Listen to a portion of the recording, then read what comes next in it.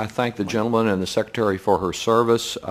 With reference to the Jobs Act, my recollection is that bill, though strongly urged in committee and strongly opposed by me and others in committee, was never brought by the House leadership to the House floor so that anything could be done on it. I'm thankful that it wasn't, because I think the unemployed need the assistance more than in my state. Governor Perry needs their money to pay off state bonds.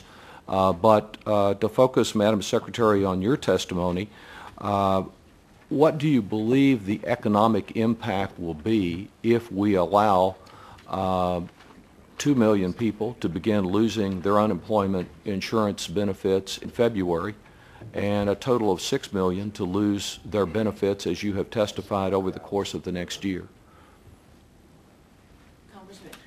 I think one word would sum it up. It would be catastrophic.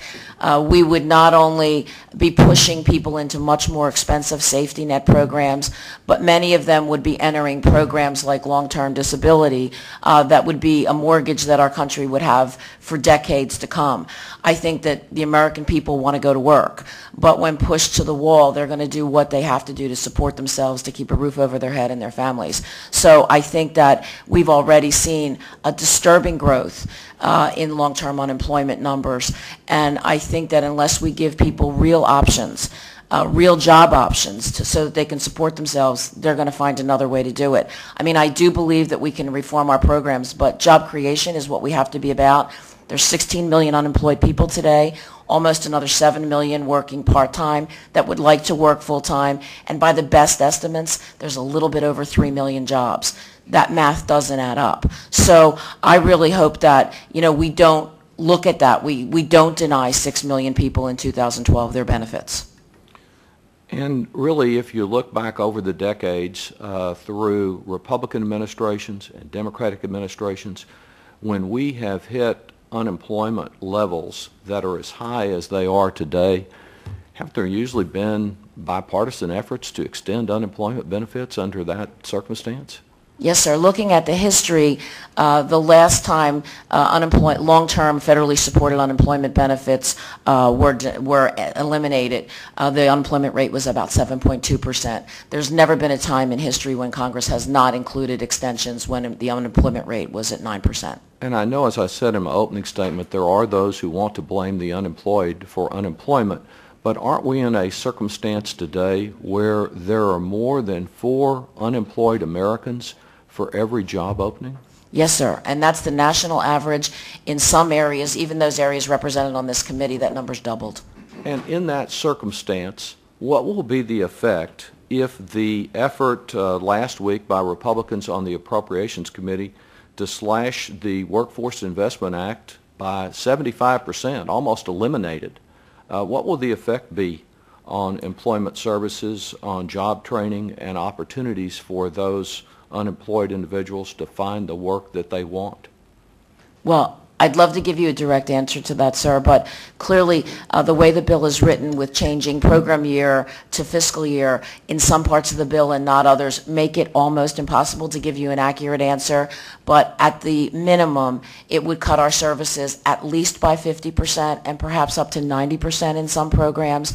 What would that mean in Texas? It would probably mean that Larry Temple, your director of workforce programs, would probably have to close 80% of the one-stops. 80%. That doesn't seem to me to be a very creative way to address this problem. I do have some concerns about the Bridge to Work that copies Georgia Works. I like the sound and theory of the program, but at least one analysis I have seen shows that after a couple of months of providing employers free work, only about 10% of those workers find permanent employment. Is that the record, and is there anything you do in the Bridge to Work proposal to try to ensure that we get better worker placement after providing weeks of free labor? First of all, the Georgia Works program and the other programs in Missouri and North Carolina, in New Hampshire, don't use UI money, so therefore we don't have a lot of accurate data on them. What we can tell you in studies that we've done, that people who do active work search actually have done twice as well in getting placed in jobs. So when we propose this as an option, because we fully recognize that some people are sending out hundreds of resumes and not getting one interview, we hear that desperation whenever Secretary Solis and I travel individually or together. We think that some people really would like a chance to show what they have, what their worth is to an employer.